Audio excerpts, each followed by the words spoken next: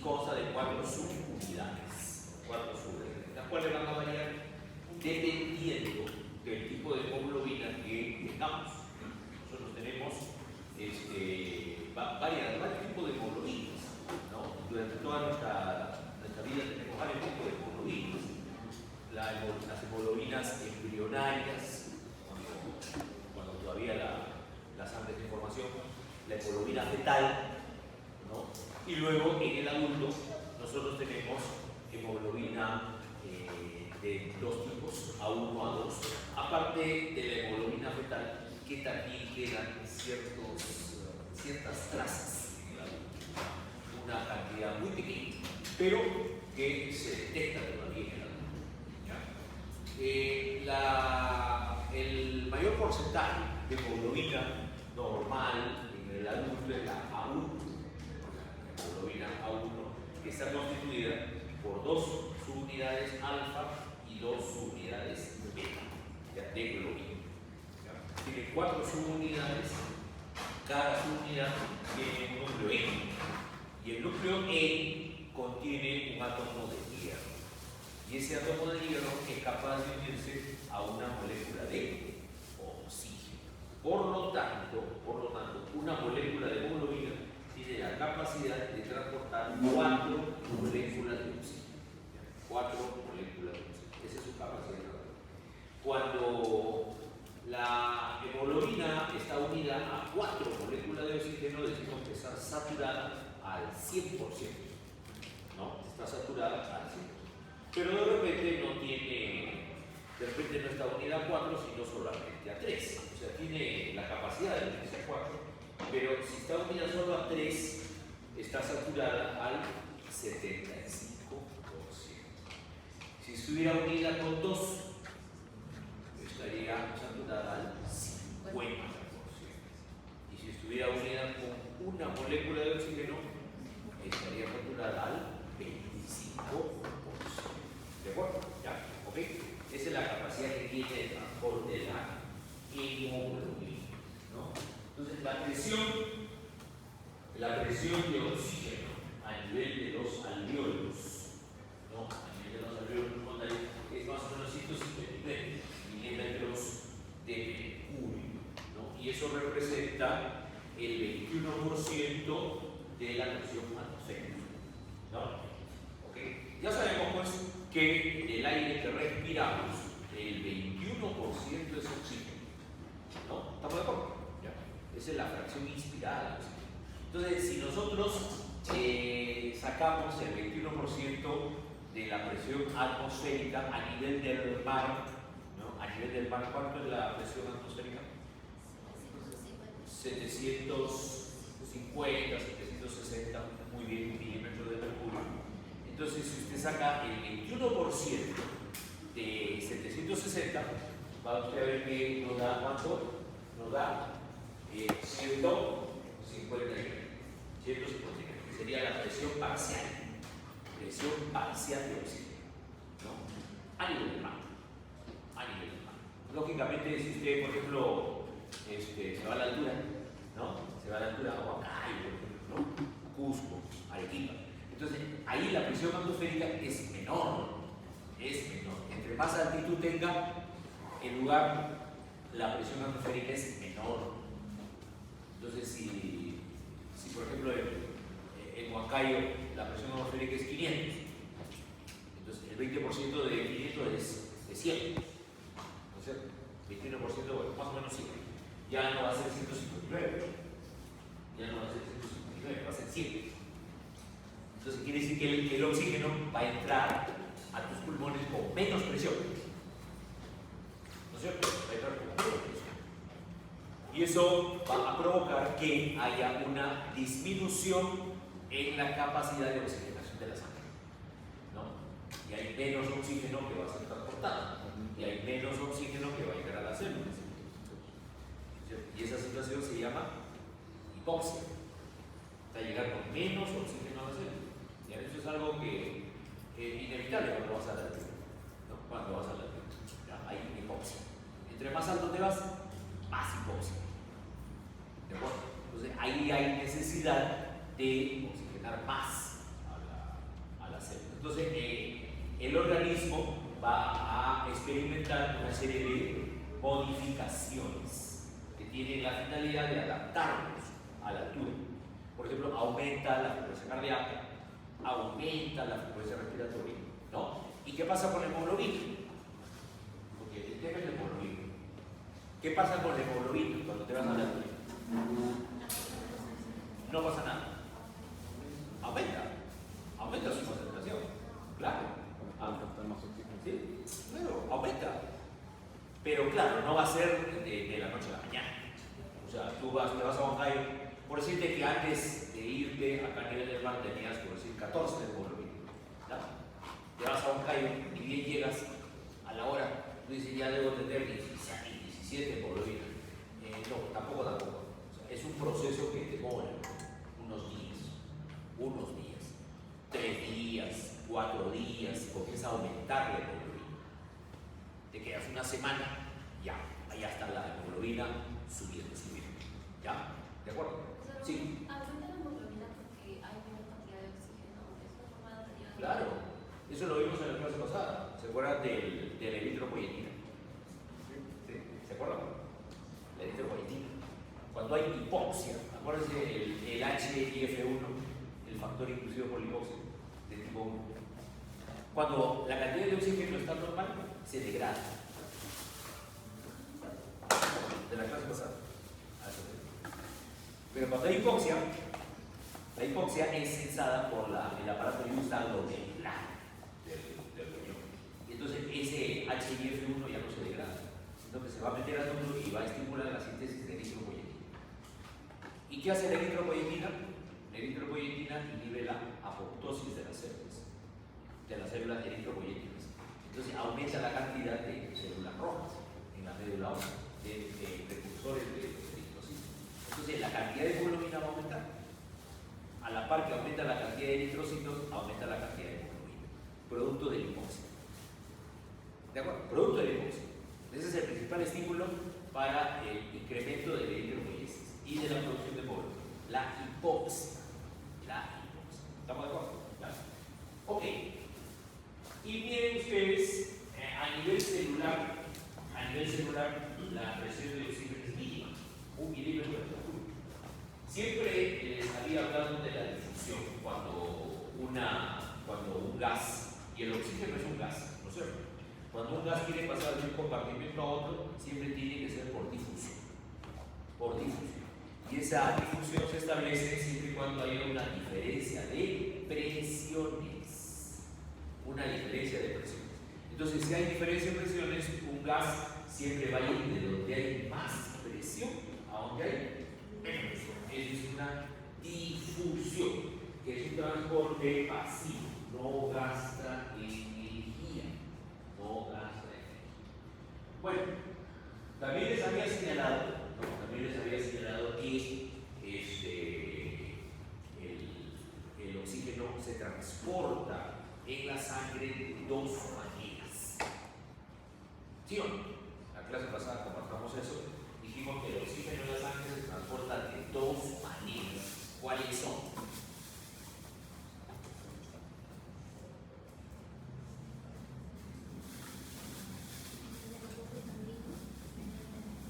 Ya, uno es unida a la hemoglobina. Muy bien. Y disuelto en el plasma. Muy bien. Esas son las 2 maneras como se transporta el oxígeno en la sangre. Unido a la hemoglobina, ¿ok? Y disuelto en el plasma. Pero también habíamos comentado que el oxígeno no se solubiliza bien en el agua. Entonces es hidrofóbico. El oxígeno es hidrofóbico, es como las grasas. No se solubiliza bien en el agua. Entonces el oxígeno lo pones en el plato y no sabe qué hacer. No puede combinarse con el agua del plasma. Entonces, ¿qué hace el oxígeno? Prefiere meterse donde está la hemoglobina. ¿De acuerdo? ¿No? Para ser transportado. Entonces, principalmente, el oxígeno utiliza ¿a quién? A la hemoglobina. Se ha calculado que, mira, más o menos la capacidad de transporte del oxígeno en el plasma es muy pequeña.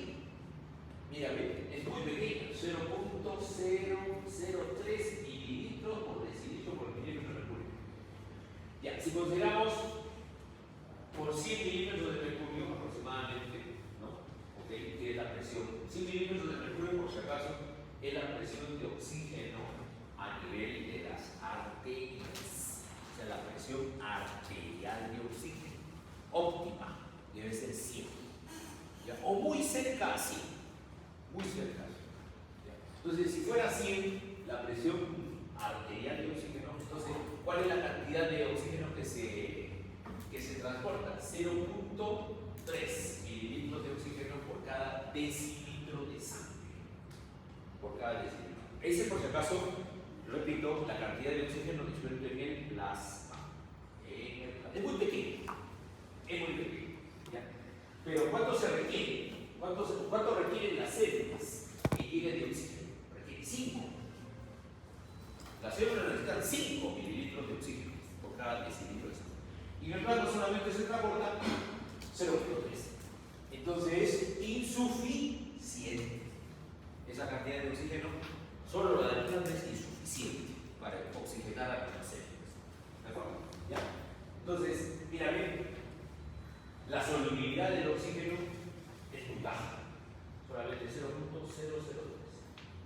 y por cada decilitro. Entonces, si hay 100 milímetros de mercurio de presión de oxígeno en la arteria, ya hemos calculado el aporte de oxígeno sería 0.3 mililitros de oxígeno por cada decilitro de sangre. ¿De acuerdo? Ahora, ¿y cuánto se une a la hemoglobina? Mira, acá está el dato. Por cada gramo de hemoglobina, jóvenes, transporta 1.34 mililitros de oxígeno. Ya, ese es un dato importante, te recuerdo. Cada gramo de hemoglobina transporta 1.34 mililitros de oxígeno. Ya. Ahora, ya sabemos que la presión arterial de oxígeno es más o menos 100 mililitros de mercurio. ¿Ya?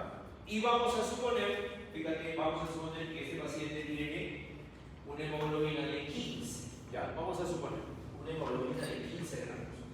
Entonces, por simple regla de 3, si yo digo que cada gramo de hemoglobina transporta 1.34 mililitros de oxígeno, ¿cuánto transportará 15 gramos de hemoglobina? ¿No es cierto?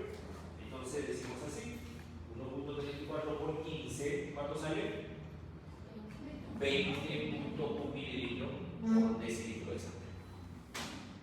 Ese es el oxígeno unido a la hemoglobina. 20. ¿Y cuánto dijimos que requieren las células? El requerimiento de las células es 1. No, 5. 5. Entonces, ahora sí, la célula requiere 5 y la hemoglobina está llevando 20. O sea, está llevando oxígeno de sobra. Oxígeno de sobra. ¿De acuerdo? Ya, oxígeno de sobra. Por eso que no dejan por el oxígeno. Cuando llega ya lo vamos a ver, cuando llega la hemoglobina a la célula, no deja todo el oxígeno, una parte. Solo deja una parte. Por ejemplo, de las 4 moléculas que lleva, solo deja una. ¿De acuerdo? Entonces, ¿qué pasa si un paciente está con anemia? Vamos a suponer que usted en vez de tener 15, tiene 10 gramos de hemoglobina. Ya la persona es anémica, ¿no es cierto? Con 10 ya es anémica. ¿Cuánto será el transporte de oxígeno entonces? Si fuera 10. Entonces sería 1.34 ya lo sería por 15, no por 10. ¿Cuánto saldría? 13.4. Y estamos con esa cantidad de 13.4, estamos oxigenando bien a las células, ¿no? Claro. Las células requieren 5 y tú tienes 13.4. A pesar que estás anémico, a pesar que estás con 10 de hemoglobina. O sea, esa persona no tiene síntomas. Pero siempre y cuando esa persona que tiene 10 gramos de hemoglobina no tiene síntomas. No siente nada. Pero siempre y cuando esté en reposo. ¿Sí o no? Porque si esa persona con 10 gramos de hemoglobina se pone a correr, a hacer actividad física, ¿qué va a pasar? Ahí sus células van a requerir más oxígeno. Por si acaso, este requerimiento de 5 es las células en reposo. Pero si estas células tú las pones a hacer actividad, ya su requerimiento no va a ser 5, va a ser 10, va a ser 15. ¿Qué pasa si el requerimiento de la célula sube a 15? Entonces, ahí sí, esa persona que tiene 10 gramos de hemoglobina solamente aporta 3. Entonces, ahí van a haber síntomas de hipoxia. La persona se va a sentir cansada. No sé qué pasa, me siento cansado con el aire, ¿no? Qué raro. Antes yo jugaba normal, ahora me siento cansado. No termino de jugar el partido. Está anémico. O sea, ahí se evidencian los síntomas, pero cuando estás haciendo una actividad física. Y cuando estás en reposo, no. ¿Ya? Luego demostrado por qué. ¿Ya? ¿Estamos de acuerdo? ¿Ya? Muy bien. Entonces, no se olviden, jóvenes, la capacidad de transporte de oxígeno en la sangre es sumando la cantidad de oxígeno que se transporta en el plasma más la cantidad de oxígeno que se une con la hemoglobina. Habíamos calculado en el plasma, ¿cuánto va en el plasma? 0.3 mililitros de oxígeno por cada decilitro. Y en la hemoglobina, suponiendo que la persona tiene 15 gramos de hemoglobina, nos ha salido 20.1, ¿no? En total, ¿cuánto de oxígeno transporta esta persona en su sangre? 20.4, ¿no? Sumando los dos. 20.4. Ese es el transporte total de oxígeno en la sangre de esta persona que tiene 15 gramos de hemoglobina. ¿De acuerdo? 15 gramos de hemoglobina. ¿Ya? Muy bien. Y si estuviera con 10, no, mira, peor. Esta persona tiene 7.5 gramos de hemoglobina. 7.5 gramos. Esa es una anemia ya casi severa, porque menos de 7 es anemia severa. Entonces, si tuviera 7.5 gramos de hemoglobina, la cantidad de oxígeno transportado por la hemoglobina es 10. La cantidad que transporta el plasma es la misma, eso sí no varía. Entonces, la capacidad total de transporte sería 10.3. ¿Y cuánto es el requerimiento de oxígeno en las células? 5. O sea, fíjate, en reposo, si este paciente se pone en reposo, no tendría síntomas, a pesar que tiene 7.5 gramos. Pero a ver, que el paciente comienza a caminar, ¿no? A subir las escaleras, ahí comienza a tener síntomas. ¿Ya? Porque ahí el requerimiento de oxígeno, como repito, por parte de las células aumenta. Y ya sería insuficiente lo que le estamos aportando. ¿Ya? ¿Está clara esa? ¿No? ¿Está claro? ¿Ok? Muy bien. Entonces, este es la hemoglobina. ¿De acuerdo? Es una cadena de hemoglobina. Y acá nosotros vemos, ¿no? Que la cadena de hemoglobina tiene 4 subunidades, elegimos 2 cadenas alfa, 2 cadenas beta. Tiene los núcleos E, ¿no? Y cada núcleo E, acá hay un núcleo E, que es un anillo tetrapirrólico que tiene un átomo de hierro del centro. Y ese átomo de hierro es capaz de unirse con una molécula de oxígeno. ¿Ya? Bien. La hemoglobina es una molécula cuyas cargas externas son negativas y cargas centrales positivas. Pues es como si fuera una micela, ¿no? Las micelas, que también ustedes la van a estudiar cuando hagan fisiología digestiva, son las micelas que se encargan de transportar las grasas, tienen esa característica, cargas negativas por fuera y positivas por dentro. Entonces, las grasas, por ejemplo, las grasas se meten al centro de la micela, porque las grasas son hidrofóbicas, se meten al centro.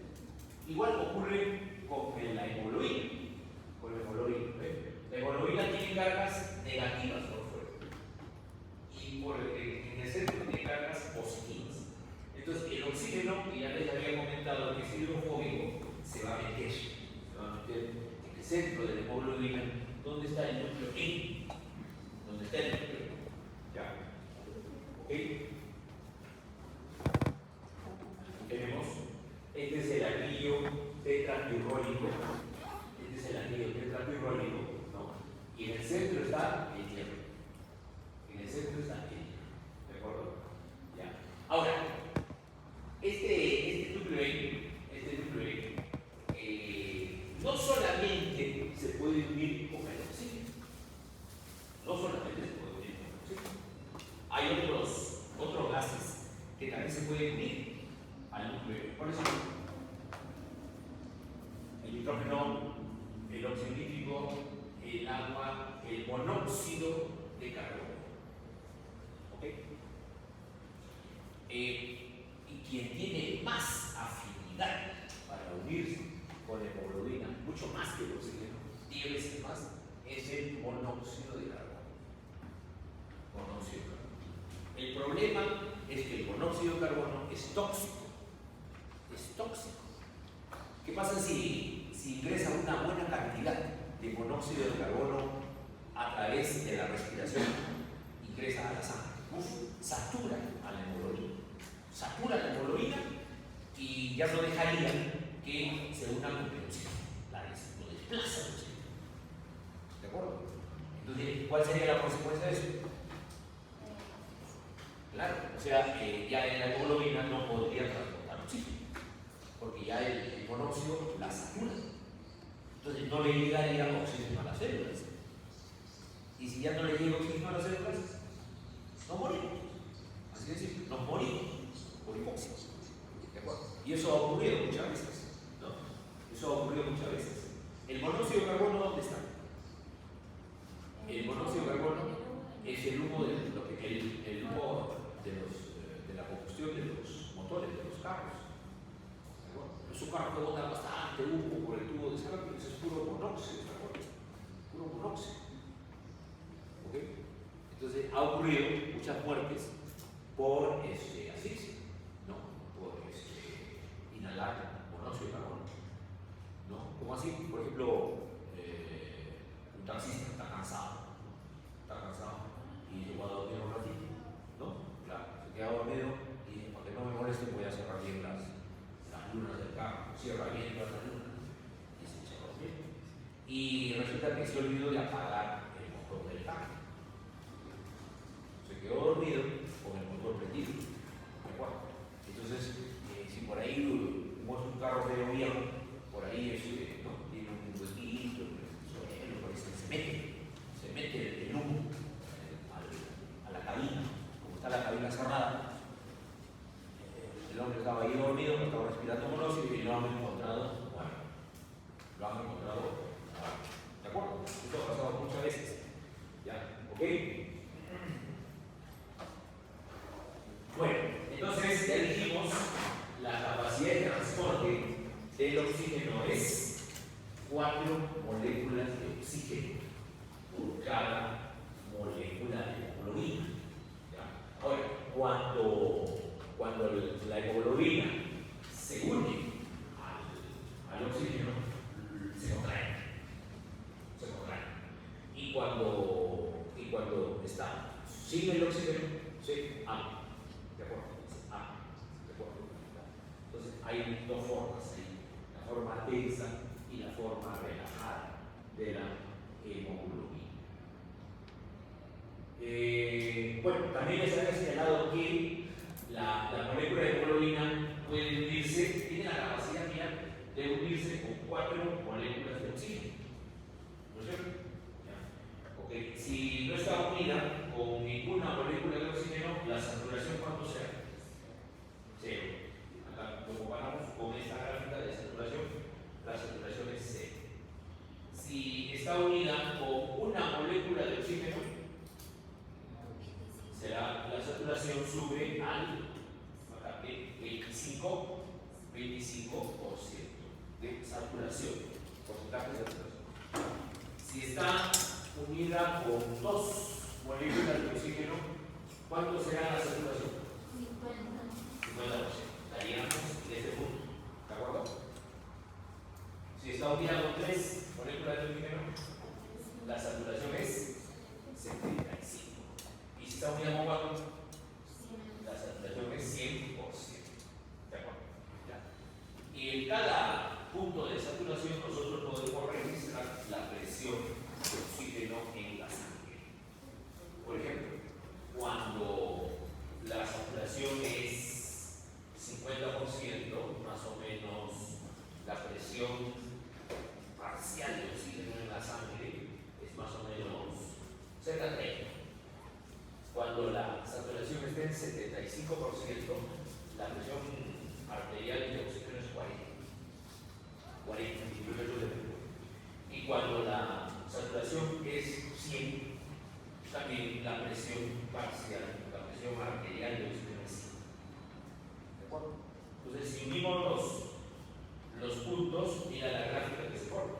¿Ves? Se forma una gráfica así, una curva sigmoidea. Una curva sigmoidea. No es una línea recta, es una curva sigmoidea. Esa es la curva de saturación de la hemoglobina. La curva de saturación de la hemoglobina. ¿De acuerdo? Bien, entonces, acá, por ejemplo, en la sangre venosa, dirán, pues, en la sangre venosa, la hemoglobina, ¿con cuántas moléculas de oxígeno está unida? Con 3. Entonces, ¿cuánto será su saturación? 75%. Y la presión de oxígeno en la sangre, ¿cuánto es? 40 milímetros de mercurio. ¿Estamos de acuerdo? Ya, ok. Y cuando tiene 4, cuando se oxigena, fíjate, cuando se oxigena entraría solamente una molécula de oxígeno más. Entonces completa las 4. Entonces acá ¿cuánto es la saturación? 100%. Y la presión de oxígeno aumenta a 100. No, aumenta a 100 milímetros de mercurio. ¿Ok? Muy bien. Si la persona tiene 15 gramos de hemoglobina en su sangre, ¿cuánto sería la capacidad de transporte de oxígeno? 20, claro, bueno, redondeando. La capacidad de contenido sería 20 mililitros, ¿no? Y recordar que las células consumen 5 mililitros, siempre y cuando esas células estén en reposo, ¿no? En reposo. Ya. Muy bien. También hay que mencionar el efecto alosténico. El efecto alosténico. Ustedes llevan bioquímica, ¿no? Sí. ¿O no? Entonces ya les habrán enseñado qué cosa es el efecto alosténico, ¿no? ¿O no? Así con sinceridad. ¿Les ha enseñado? No le enseñado. Bueno, no hay problema. Entonces, ¿qué cosa es el efecto alosténico? Es bien sencillo de entender. La hemoglobina es volvemos entonces un momentito a este esquema. La hemoglobina es una molécula que tiene efecto alosténico, ¿no? ¿Y eso qué significa? Por ejemplo, cuando la molécula de hemoglobina está vacía, ¿no? Y recibe su primer oxígeno, este oxígeno entra muy rápido, lo capta al toque, lo capta, se une rápidamente. Y cuando ya tiene uno y quiere unirse al segundo oxígeno, también se une, pero ya un poco más lento. La afinidad disminuye. Y cuando se quiere unir a un tercero, también se une, pero ya más lento, no tan rápido. Necesita más presión para que se pueda unir. Y cuando se quiere unir a un cuarto oxígeno, ahí es un poco más difícil. Necesita más presión para que se pueda unir a ese cuarto oxígeno. Por eso que se forma la recta sigmoidea. Si no sería una línea recta. Ven que entre el tercer, fíjate, para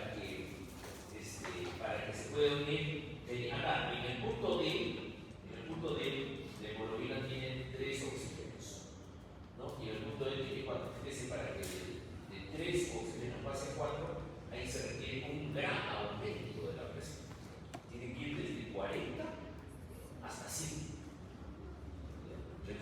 más presión para que se pueda unir a ese cuarto oxígeno. Eso se llama efecto alostérico. ¿Ok? Ya, muy bien. Entonces, acá tenemos nuestra curva simboidea. Mira, esta es la curva. Esta es la curva. ¿No? Esta es la curva de saturación del hemoglobina. La que está acá. Esta es la curva normal. Pero hay situaciones en las cuales la curva se puede desplazar a la derecha. Acá miren cómo se desplaza a la derecha. Cuando vemos que la curva se ha desplazado a la derecha, ¿eso qué significa? Significa que hay una disminución de qué? De la unidad de la hemoglobina por el oxígeno. Porque eso, al final de cuentas, significa que esa hemoglobina va a soltar al oxígeno con más facilidad. Va a soltar al oxígeno con más facilidad. O sea, la unión entre ellos es más débil. Se hace más débil. ¿Estamos de acuerdo? ¿Ya? Y aumenta cuando la curva de saturación de la hemoglobina se desplaza a la derecha. Aumenta la P50. Aumenta la P50. Te dirá qué cosas será la P50. La P50 es eso de acá. En esta gráfica, en el eje de las X se ha graficado la presión parcial del oxígeno, ¿no? En la sangre. Y en el eje de las Y se está representando la saturación, el porcentaje de saturación. Yo voy a coger el 50% de saturación. Mira, cojo el 50% de saturación y veo que, por ejemplo, cuando la curva es normal, ya, en este punto de choque con la curva bajo una perpendicular y veo a qué presión corresponde. Más o menos es 30. ¿Cierto? ¿O no? ¿Ya? Cuando la saturación de la hemoglobina es 50%, la presión de oxígeno, ¿cuánto es? Más o menos 30. Un poquito más de 30. 32. Por ahí. ¿De acuerdo? Ahora, ¿qué pasa si la curva se desplaza a la derecha? Si la curva se desplaza a la derecha, ¿qué pasa con la P50? ¿Qué pasa con la P50? ¿Cuánto será? ¿Cuánto va a ser? ¿Cuánto? Bien, la P50 ahora bajamos la curva. Bajamos la perpendicular. ¿Cuánto va a ser? 40. Ya no va a ser 32, ahora va a ser 40. O sea, ¿qué ha pasado con la P50? Se ha incrementado. Muy bien, muy bien. Así es. Entonces, compañeras, se han dado cuenta de que la P50, ¿qué cosa es? ¿Cómo definimos la P50? ¿Cómo definimos? La P50 sería la presión parcial de oxígeno con la cual se alcanza el 50% de saturación del hemoglobina. ¿Ya? Entonces, repito, ¿qué cosa es la P50? Es la presión parcial de oxígeno con la cual se alcanza el 50% de saturación de la hemoglobina. ¿Ya? ¿Ok? Esa P50 va a variar. Si yo veo en un paciente que la P50 ha aumentado, ¿no? Porque en los resultados de gases arteriales, cuando tú le haces a un paciente, en uno de los datos viene la P50. P50 era de 30, ahora es 40. Quiere decir entonces que esa hemoglobina está disminuyendo su afinidad por el oxígeno. ¿Y la presión parcial de oxígeno sería de la sangre? ¿Perdón? La presión parcial de oxígeno. ¿Va a ser de la sangre? Claro, de la arteria. Así es. Esta presión que se ha graficado aquí es la presión de la arteria del oxígeno. ¿Ya? Expresada en milímetros de mercurio. Es presión arterial. También se puede sacar en presión venosa. También se puede sacar una curva de saturación de la hemoglobina en sangre venosa, pero no tiene importancia clínica.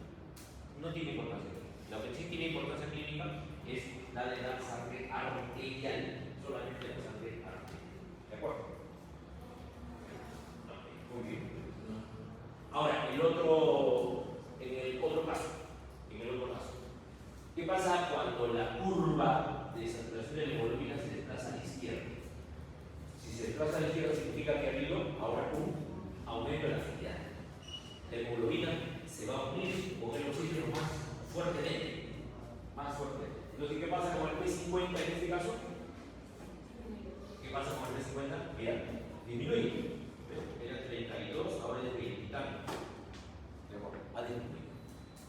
Eso donde ocurre a nivel de los alvéolos pulmonares. A nivel de los alvéolos pulmonares se incrementa la afinidad de la hemoglobina por el oxígeno para que la hemoglobina pueda capturar al oxígeno con más fuerza. Y cuando llega a las células ocurre lo contrario. Cuando llega a las células pierde afinidad la hemoglobina por el oxígeno. De esa manera suelta más fácilmente al oxígeno y así pueda entrar a las células. ¿De acuerdo? ¿Ya? Entonces la afinidad de la hemoglobina por el oxígeno es variable dependiendo del lugar donde está. Y cuando llega a las células entonces disminuye la afinidad. ¿Y por qué disminuye la afinidad? ¿Quién hace que la curva se desplace a la derecha? Puede ser el incremento de la temperatura, el incremento del 2,3-difosfoglicerato, la disminución del pH o el incremento del CO2. Estas condiciones se dan cuando la hemoglobina llega a nivel celular. ¿Ya? Se dan estas condiciones y eso hace que disminuya la afinidad de la hemoglobina por el oxígeno. La curva, repito, la curva de la saturación se desplaza a la derecha y la P50 aumenta. ¿Ya? Hay disminución de la afinidad. ¿Ya? ¿Ok? Y cuando se desplaza a la izquierda, hay aumento de la afinidad. ¿Eso por qué se da? Puede ser por disminución de la temperatura, o sea, todo lo contrario, ¿no? Todo lo contrario a la diapositiva anterior, ¿no? Disminuye la temperatura, disminuye el 2,3-difosfoglicerato, aumenta el pH, disminuye el CO2. Ahí entonces aumenta la afinidad de la hemoglobina por el oxígeno. ¿Ya? No se olviden entonces, acá están los factores, ¿no? Los factores que hacen que se pierda la afinidad, disminuya la afinidad por el oxígeno, y los factores que aumentan la afinidad por el oxígeno. Ahí está. Lo mismo a nivel celular, cuando la hemoglobina deja el oxígeno a nivel celular, tiene que darse estas condiciones para que la afinidad disminuya. Y cuando la hemoglobina llega a los alvéolos, acá también tiene que aumentar la afinidad para que pueda captar el oxígeno de mejor manera. Entonces se da un aumento de la afinidad y el desplazamiento de la curva hacia la izquierda. ¿Ok? ¿Ok? ¿Preguntas hasta acá? ¿Preguntas hasta acá? Muy bien, entonces hemos revisado un poco lo que es la hemoglobina.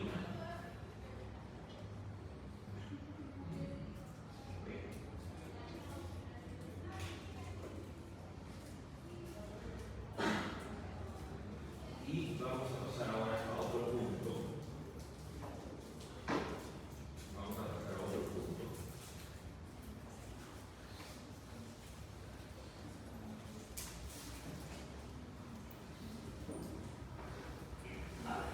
Vamos a revisar un poquito lo que es la hemostasia.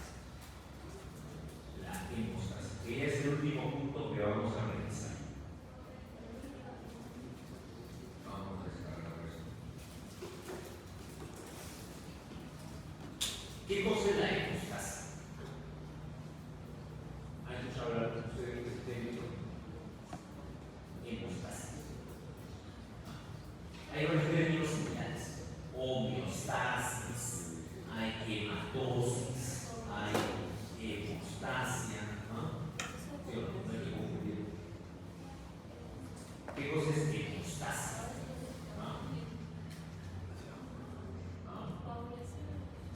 Coagulación. Es el proceso. Ya. Ese proceso, son los procesos, son varios. Son los procesos por los cuales el organismo evita las hemorragias. Y son varios mecanismos. Uno es la vasoconstricción, otro es la función de las plaquetas y otro es los mecanismos de coagulación.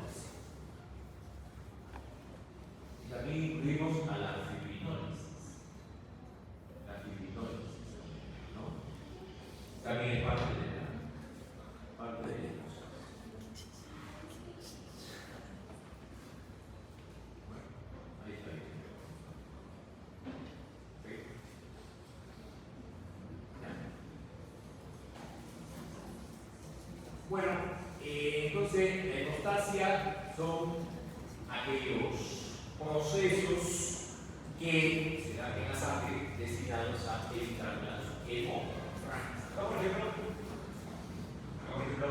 se ha lesionado.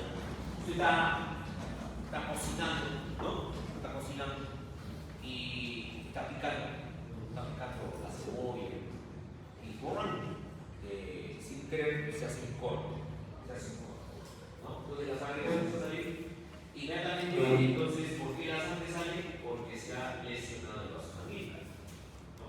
Y la sangre comienza a salir. Entonces, inmediatamente se activan los mecanismos de hemostasia.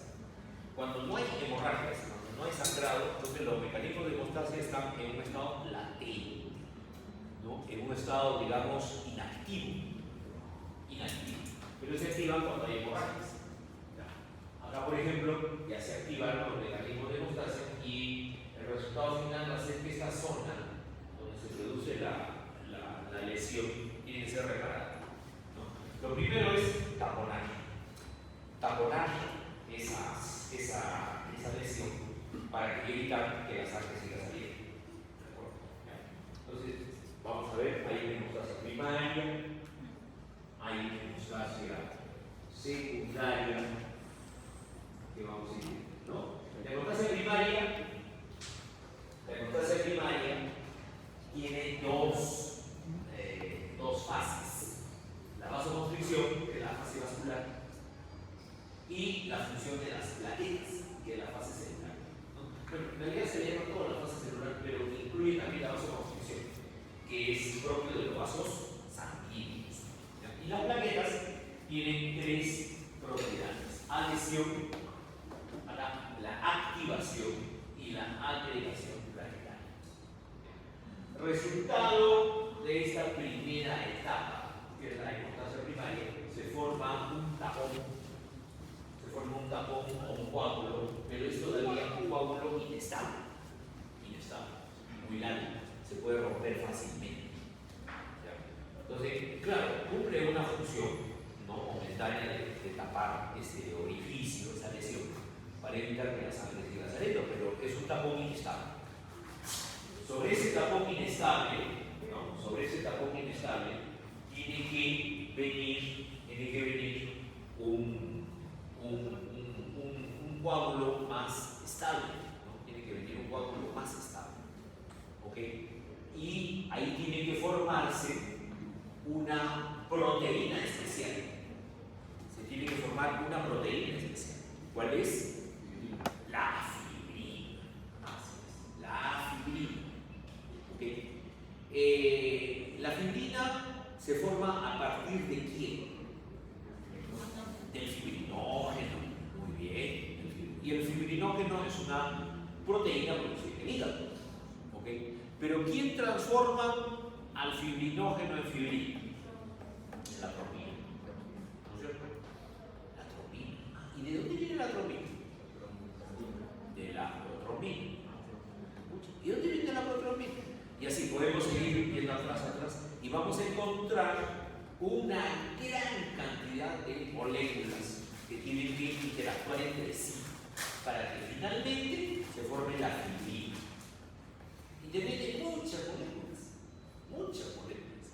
para que finalmente se forme la fibrina. ¿Okay? Toditas esas moléculas que van a intervenir para la formación de la fibrina se llaman factores de la coagulación. Así es. ¿Ya? Son los famosos factores de la coagulación. Pero eso ya interviene en la hemostasia secundaria, por si acaso. Los factores de la coagulación vienen a actuar en la fase de coagulación propiamente dicha, pero eso ya es la hemostasia secundaria. ¿De acuerdo? Por eso que hay muchos creen que la hemostasia con la coagulación son sinónimos. No es así. No. La hemostasia es la coagulación de la sangre. Pero no. ¿Qué cosa es la coagulación? Es una fase de toda la hemostasia. Todo esto es la hemostasia. Entonces la coagulación sería solo una parte de la hemostasia. ¿De acuerdo? Así que no confundir los conceptos. ¿Ya? Esta fase de coagulación es la hemostasia secundaria. Y acá sí, como se forma la fibrina, ¿qué característica tiene? La fibrina ya es una proteína insoluble. O sea, primero, ya vamos a ver con detalle eso. Primero, la fibrina es soluble, ¿no? Es soluble, ¿no? Pero va a tener que transformarse. Ajá. Claro, dentro de la misma fase de coagulación, finalmente, allá casi al término de esta fase, la fibrina soluble se tiene que transformar en insoluble. Porque si se queda como fibrina soluble, viene un flujo de sangre y lo destroza a la fibrina. Entonces, la fibrina tiene que ser más o menos consistente, ¿no? Tiene que ser realmente que atrape a los elementos formes y no se disuelva fácilmente. ¿Sí? Entonces, tiene que volverse insoluble. Entonces, hay un factor que hace que la fibrina soluble se transforme en insoluble, que es el factor 13, factor estabilizador de la fibrina. Entonces, todas las moléculas que intervienen en esta fase de coagulación son los factores de la coagulación. Son muchos. Ya lo vamos a ir viendo poco a poco. Pero lo importante de esta fase es que al final, ¿qué cosa se va a formar? A diferencia de la hemostasia primaria, donde se formaba un tapón inestable, ahora con la presencia de la fibrina,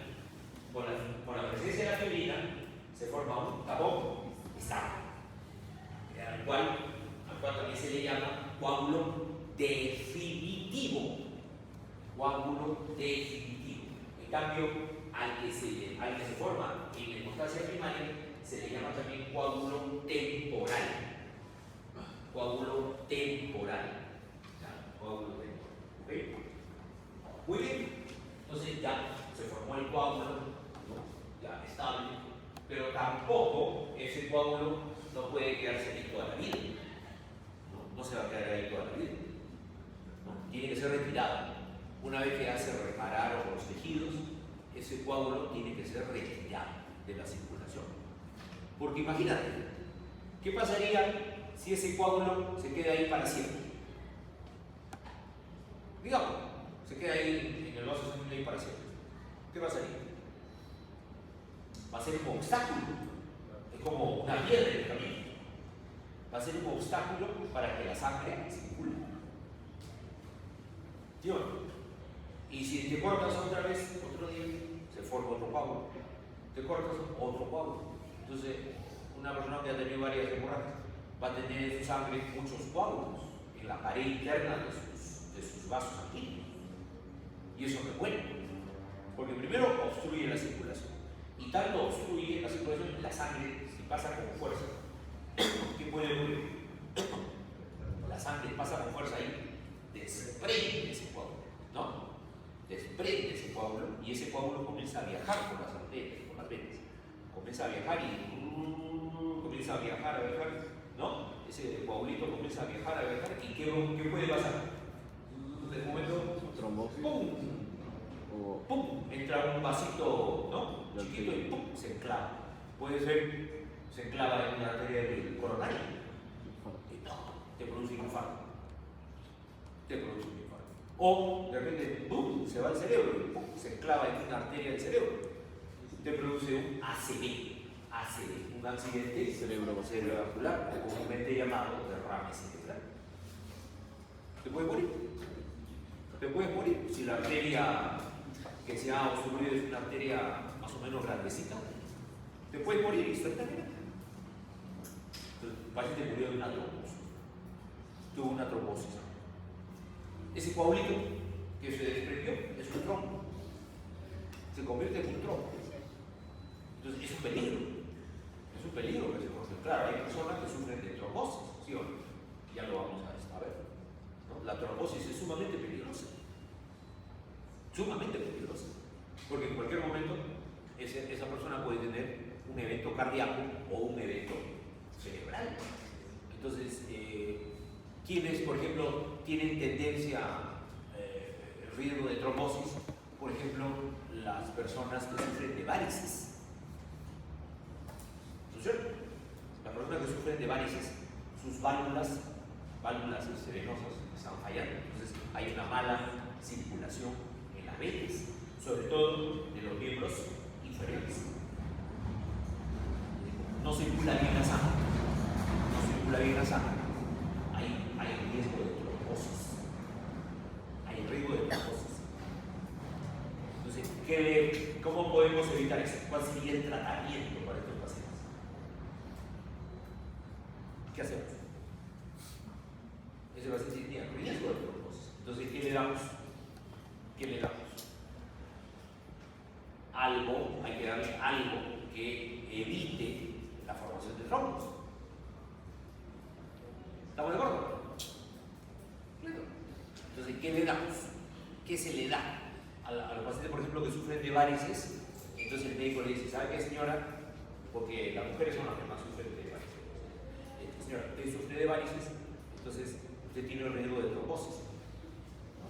Sobre todo cuando está sin hacer actividad física, cuando está sentada, echada, no tiene que caminar, ¿no? Hacer actividad. Pero bueno, usted tiene riesgo de trombosis. Entonces, como medida profiláctica, preventiva, usted va a tomar todos los días, ¿qué cosa? Aspirina. Aspirina. ¿No? ¿Han escuchado hablar de la aspirina? ¿No? Claro, el ácido acetil salicílico. Es la aspirina, ¿no? ¿Qué efecto tiene la aspirina? La aspirina es un antiagregante plaquetario. Ya lo vamos a estudiar. Ya lo vamos a estudiar. Es un antiagregante plaquetario. O sea, evita que las plaquetas se agreguen. ¿De acuerdo? Y si evita que las plaquetas se agreguen, no se forma, ya no se forma, evita eso. La aspirina evita la agregación plaquetaria. Entonces, si ya no hay agregación plaquetaria, entonces, ¿qué pasará? Ya no se forma el tapón inestable. Y si no hay tapón inestable, tampoco habrá tapón estable. Porque el tapón estable se forma a partir del inestable, agregándole fibrina. ¿De acuerdo? Entonces, no hay formación de coágulos. No hay formación de coágulos. ¿Ok? De esa manera, ya no se forman trombos. ¿De acuerdo? Pero hay un pequeño problema. ¿Se dan cuenta? ¿Qué pasaría si el médico le dice, a ver, señora, va a tomar todos los días una pastillita de aspirina? ¿Ya? Todos los días, como medida preventiva, ¿no? Como medida preventiva. Todos los días toma su pastillita de aspirina. Entonces, ¿qué pasaría si, por ejemplo, un día la señora se levanta, toma la aspirina, y después al rato, dice, creo, no me acuerdo, ¿me tomé la aspirina o no tomé la aspirina? Ay, no me acuerdo si tomé. Bueno, por si acaso voy a tomar otra. Por si acaso no haya tomado. ¿No? Entonces, ¿qué pasa si ya había tomado? Ya había tomado esa mañana, sino que pensó que no había tomado. Entonces tomó otra pastilla más. Se tomó 2 aspirinas ese día. Bueno, ¿qué puede pasar? No pasa nada, ¿o sí?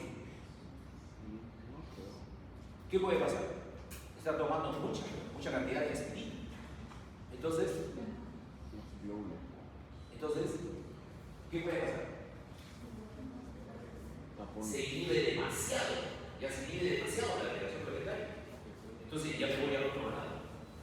No va a haber formación de coágulos. Pero ¿qué pasaría, por ejemplo, si esa por ejemplo, va a la cocina y se hace un corte? Se hace un corte. ¡Ay, cocinando! ¡Ay! Se va a desangrar. ¡Claro! Se va a ir de hemorragia.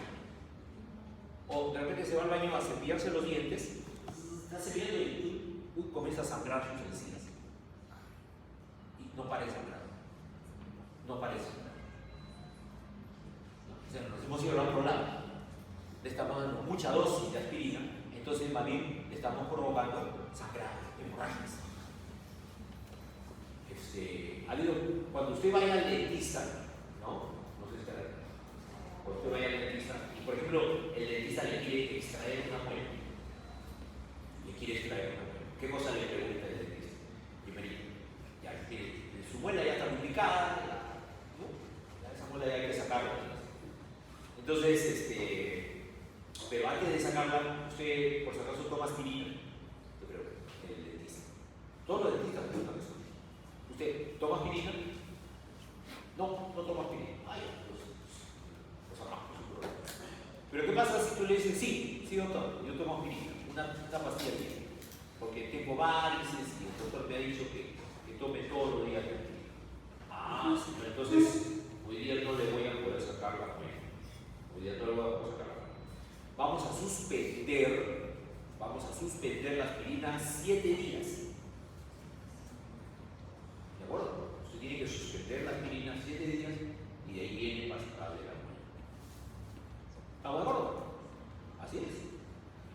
Claro, usted dirá, pero ¿por qué? No. ¿Qué pasaría si está tomando aspirina y le sacan la muela? Claro, se va a ir en una hemorragia. Ya, el dentista que incluso hasta se les ha muerto los pacientes. Hay desangrados y llevarlos al hospital se agrava y no paraba el sangrado. Entonces, todos los dentistas tienen esa precaución. ¿De acuerdo? Ya. Entonces, esa es la acción de la aspirina. Bueno, entonces decíamos que una vez que ya se forma el coágulo definitivo, ¿no? Ese coágulo no puede quedar ahí. No puede quedar ahí. Porque se puede desprender y se puede dar una trombosis. Entonces, para evitar eso, el organismo tiene otro mecanismo que es la fibrinólisis. La fibrinólisis, que corresponde a la hemostasia terciaria.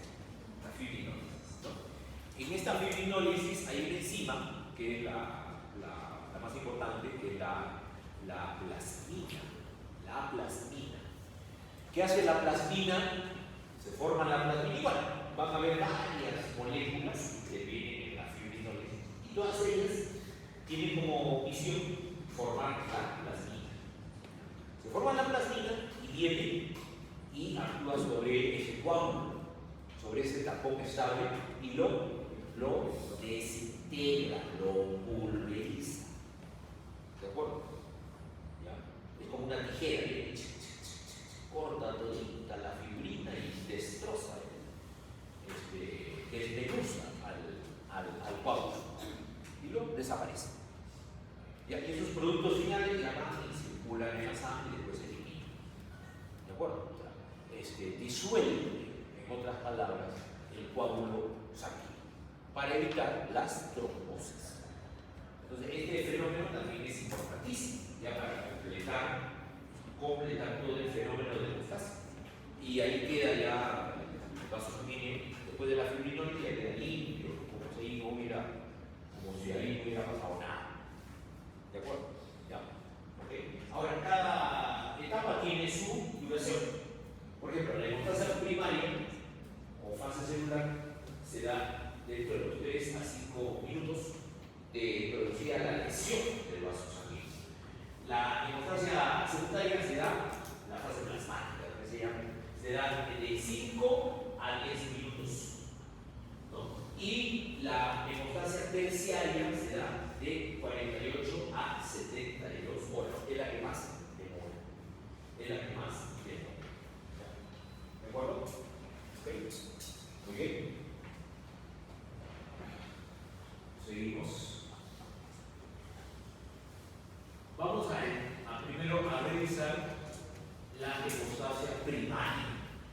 La hemostasia primaria que a su vez tiene 2 fases, la vasoconstricción y la función plaquetaria propiamente dicha. ¿No? La vasoconstricción es una propiedad de los vasos sanguíneos. ¿No?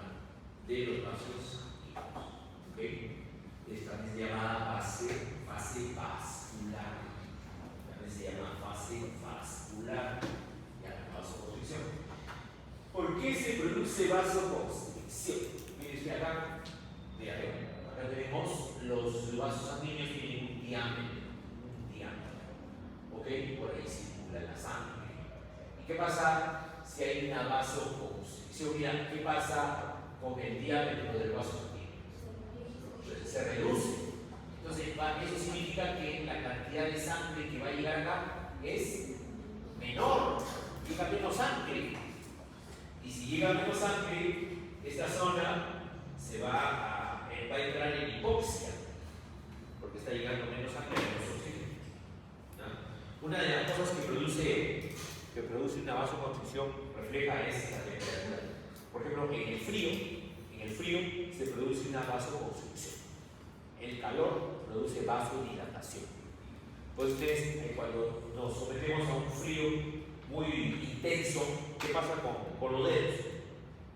¿Ah? ¿Qué pasa con los dedos? ¿Ah? Se congelan. ¿Ah?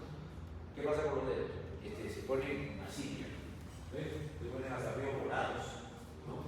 Medio morados se ponen y te duelen, ¿no? Entonces, ¿por qué? Porque hay una vasoconstricción y la sangre no está llegando a ir hasta la punta de los dedos. Eso se llama fenómeno de Raynaud. Fenómeno de Raynaud. Ya ustedes lo van a estudiar ya posteriormente. ¿Ok? Por el frío es normal, pero hay enfermedades donde el paciente tiene fenómeno de Raynaud sin haber frío. Ya, hay enfermedades donde se presenta eso, ¿no? Entonces, el frío, por ejemplo, provoca vasoconstricción, ¿no? Vasoconstricción, ¿ok? Periférica. Vasoconstricción periférica. Muy bien. La vasoconstricción puede desencadenarse por tres mecanismos. La vasoconstricción se puede desencadenar por tres mecanismos. ¿Cuáles son? Primero, el mecanismo miógeno. ¿Qué significa? Que es propio de la capa muscular del vaso sanguíneo, en este caso de la arteria. Acá, recordando un poquito la histología, ustedes ya están pues llevando histología, ¿no? Están llevando histología. Y ya han visto pues lo que es corazón, vasos sanguíneos, ¿no? ¿No?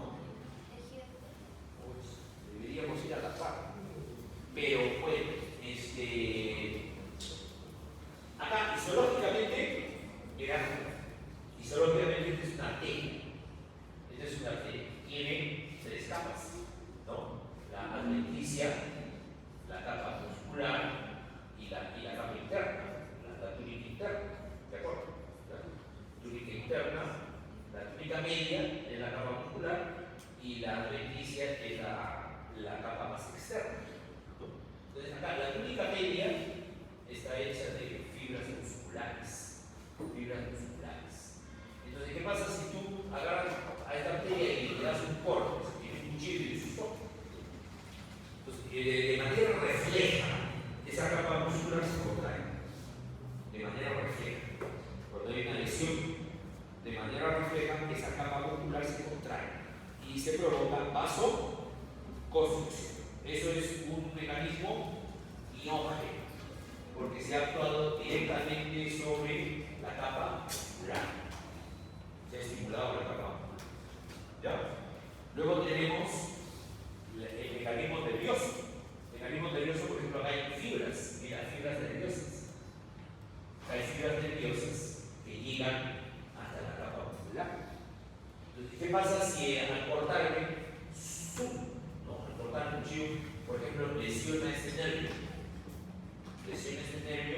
Entonces eso va a provocar también la contracción de la capa muscular. Pero ahí por estímulo del nervio. Es un mecanismo nervioso. O puede ser que cuando hay siempre una lesión del vaso sanguíneo, también se liberan ciertas hormonas, ciertos mediadores. Por ejemplo, se libera serotonina, se libera noradrenalina, se libera endorfina, se libera adrenalina y tromboxano alfa. Todas estas sustancias provocan vasoconstricción. Entonces, estos tres mecanismos, ¿no? Estos tres mecanismos confluyen para que todos ellos contribuyan a que haya una vasoconstricción. ¿Cuál es la finalidad de la vasoconstricción? ¿Por qué tiene que haber vasoconstricción?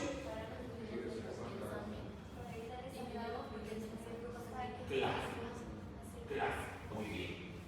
Claro. Si yo estoy sangrando por acá, tiene que haber vasoconstricción para que llegue menos sangre. Si llega menos sangre, la hemorragia disminuye. No para la hemorragia. O sea, la vasoconstricción no para la hemorragia, pero la disminuye. ¿Estamos de acuerdo? Ya. Es como usted, primeros auxilios. Por ejemplo, ¿qué pasa? Usted está pasando por la calle y ve un choque, un accidente y ves que una persona está sangrando, por ejemplo, la pierna, está sangrando. ¿Qué haces? ¿Ah? Estás pasando por la calle y ves un accidente y la persona comienza a sangrar. ¿Qué dices? ¿Ah? Hay que llamar al médico. ¿Ah? No, tienes que hacer algo.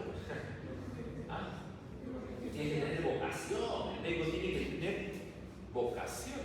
No va a decir, ya vendrá la ambulancia. No ves. Te saca el cabello, te saca la camisa, se saca el polo, ¿no? ¿Y qué hace? ¿Ah? Hace un torniquete. Claro, pues. ¿Ves que está sangrando, por ejemplo, por acá? Por la pierna. Arriba hace un torniquete. Fuerte. Y vas a ver cómo la sangre, bueno, va a seguir saliendo, pero ya menos. ¿Sí o no? Porque al hacer torniquete, tú a la fuerza estás provocando, ya como efecto mecánico, estás provocando la vasoconstricción de esa arteria. ¿No es cierto? La estás aplastando. Estás entonces potenciando la vasoconstricción. ¿De acuerdo? ¿Ya? ¿Ok? Entonces, esa es la finalidad. La vasoconstricción es para evitar que salga mayor cantidad de sangre, o sea, para disminuir la hemorragia, ¿no? Disminuir la hemorragia. Y también para que se activen los mecanismos de hemostasia, porque mientras no hay vasoconstricción, no se activan los mecanismos de hemostasia, las plaquetas, los factores de la coagulación, no se activan. Tiene que haber vasoconstricción para que se activen. ¿De acuerdo? ¿Ya? Muy bien, entonces, bueno, a propósito de lo que estamos conversando, ustedes se acuerdan, hay un torero muy famoso, Paquirri, ¿no? Se llamaba Paquirri. De repente ustedes jóvenes no han escuchado hablar.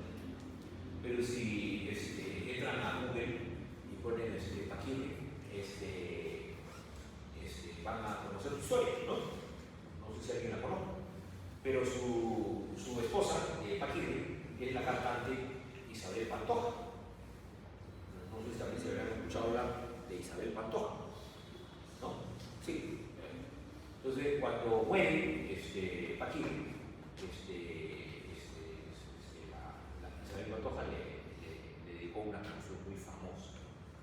Okay, siempre la canta, pero la cosa es que Paquirri sufrió una cornada del toro. Y justo la cornada, porque el toro cuando cornea, siempre ustedes se han dado cuenta que el toro, ¿cómo cornea? ¿No? O sea, mete la cabeza y hace esto. Tiende a levantar. ¿No? Tiende a levantar. Así cornea siempre un toro. Entonces, ¿qué pasa? Mala suerte, es ir a tener mala suerte, que justo cuando lo embiste a Paquirri, el toro, uno de los cuernos se introduce en la misma arteria femoral. Y al levantar, ¡guau!, le destroza la arteria femoral. Entonces, imagínate, la arteria femoral es una arteria de gran calibre. Entonces, la sangre comenzó a salir, pero a cantidad. Y lógicamente me llamaron a la ambulancia, ¿no? Pero a él lo tuvieron que llevar solamente al tópico ahí de la Plaza de Toros, en Córdoba. No, esto ocurrió en Córdoba.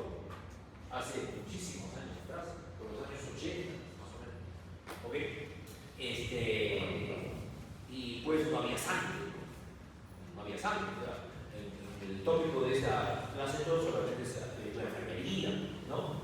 Había gasas, alcohol, esparadrapos, nada más, ¿no? Alguna que otra medicina, pero no había sangre. ¿No? Entonces dijeron que traiga sangre, que traiga la ambulancia. Pero obviamente que mientras llega la sangre, mientras llega la ambulancia, la hemorragia fue tan intensa que a pesar del torniquete que pusieron, a pesar de eso, el torero muere por hipovolemia, ¿no? Entonces es famoso, ¿no? Porque incluso filmaron en vivo, fue bastante recordado porque filmaron en vivo su muerte. O sea, todos los periodistas, los camarógrafos se metieron al tópico a ver qué pasaba con Paquirri y murió. Todo el mundo vio en vivo la muerte de Paquirri y sus últimas palabras fue: por favor, doctor, no me deje morir, no me deje morir. Y bueno, ¿no? Entonces fue dramático esa muerte de Paquirri, y dan todas las secuencias, sus últimos segundos, ya está muerto, ¿de acuerdo? Ya no tenía pulso, ¿no? Entonces, fíjense ustedes, y ahí usted dirá, pero entonces, ¿por qué no funcionó la vasoconstricción? ¿No? Si la arteria femoral se lesionó, entonces, ¿por qué no funcionó la vasoconstricción? Claro, sí, funciona la vasoconstricción, pero lo que pasa es que la vasoconstricción no es efectiva cuando las hemorragias se dan en arterias de gran calibre. La arteria de gran calibre, seguramente en anatomía les han dicho, es aquella arteria que tiene más de 1 centímetro de diámetro. Cuando tiene más de 1 centímetro de diámetro, es una arteria de gran calibre. Entonces, hay vasoconstricción, pero el flujo de la sangre es mayor. El flujo de la sangre es muy fuerte. Entonces, ahí no funciona la vasoconstricción. Y tampoco funciona en capilares. La vasoconstricción no funciona en capilares. ¿Por qué? En capilares no funciona la vasoconstricción. Tú dices que los capilares son chiquitos, pero ahí no funciona la vasoconstricción. ¿Por qué? Por histología. No llevamos todavía a esa parte. Van a ver que los capilares no tienen la túnica media. No tienen la túnica media, la capa muscular. Entonces, si no tienen capa muscular, no se van a contraer. No tienen la capacidad, los capilares, de provocarse vasoconstricción. Entonces, ¿dónde funciona la vasoconstricción? La vasoconstricción solamente funciona en arterias de mediano calibre, de pequeño y de mediano calibre, siempre y cuando no tengan más de 1 centímetro de diámetro. ¿De acuerdo? ¿Ya? ¿Ok? Entonces, en la arteria femoral, fíjate, donde la arteria que se lesionó este torero, fíjate, esta es una gran arteria de gran calibre, más de 1 centímetro de diámetro, ¿no? 1.5 centímetros de diámetro. Entonces, ya el sangrado fue más intenso que cualquier mecanismo de vasoconstricción. ¿Ya? ¿Ok? Ahora, una alternativa, acá también, la vasoconstricción no es efectiva en las arterias de gran calibre. Entonces, ya con una medida de primeros auxilios, ¿no? Si el sangrado no para, ahí utilizas el torniquete como última medida, ¿no? En el caso que el sangrado no se detenga y esté en peligro la vida del paciente. ¿Ya? Ahora, ¿qué pasaría si el sangrado es a nivel capilar? A nivel capilar. Los capilares no tienen la capacidad de contraerse, de hacer vasoconstricción. Entonces, por ejemplo, el dentista comienza a sangrar las encías. ¿Qué torniquete vas a aplicar si comienza a sangrar las encías? Ahí es un sangrado en napas, un sangrado capilar. Entonces, ¿cómo detenemos la hemorragia ahí? Ahí es solamente por compresión. O sea, agarras un algodón y aplastas con el algodón ahí, bien aplastado. ¿De acuerdo? Es como cuando nos sacan sangre, ¿no? Cuando nos sacan sangre, vamos al laboratorio, nos sacan sangre, ¿de acuerdo? Para evitar que en ese puntito siga saliendo la sangre, porque cuando la aguja sale, se produce un sangrado capilar, ¿no? Entonces, ¿qué hay que hacer? hay que ponerse un algodón y te ponen un esparadrapo a presión. ¿Sí o no? A presión. A presión. ¿No? Por presión entonces ahí se para el sangrado. ¿Ya? Acá, por ejemplo, el este paramédico, para parar el sangrado, está aplicando presión. Está aplicando presión. Ya no torniquete, no presión. ¿Ok? Mira, el sangrado. Este es un sangrado a nivel capilar. ¿Ven? A nivel capilar, como los capilares no tienen la capa, este es un capilar, no tiene la capa muscular, entonces los capilares no tienen capa muscular, no puede haber vasoconstricción en los capilares. ¿De acuerdo? Entonces, ¿cómo detenemos esta hemorragia? Simplemente por compresión. También tenemos un algodón y presionamos. Presionamos un buen rato hasta que pare. Si vemos que no para, seguimos presionando. Un minuto, 2 minutos, ya lo que sea. Hay que parar ese sangrado. ¿No? Hay que parar ese sangrado. ¿De acuerdo? Bueno, ya, lo siguiente, ya pasamos a la siguiente etapa, la fase planetaria, pero, bueno, en aras del tiempo, ¿no? En aras del tiempo, mejor lo vemos, la fase planetaria completa, ya lo vemos en la próxima clase.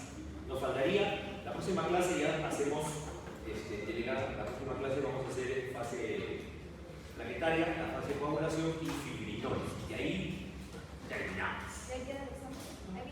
Está preocupado por el examen, hasta el examen, ¿verdad? ¿Hasta dónde es el examen? Hasta donde lleguemos. El examen es el día 29. ¿No? Ya les habrán comunicado. Todavía no. Nos van a comunicar recién. Ya, por si acaso les adelanto que va a ser el 29.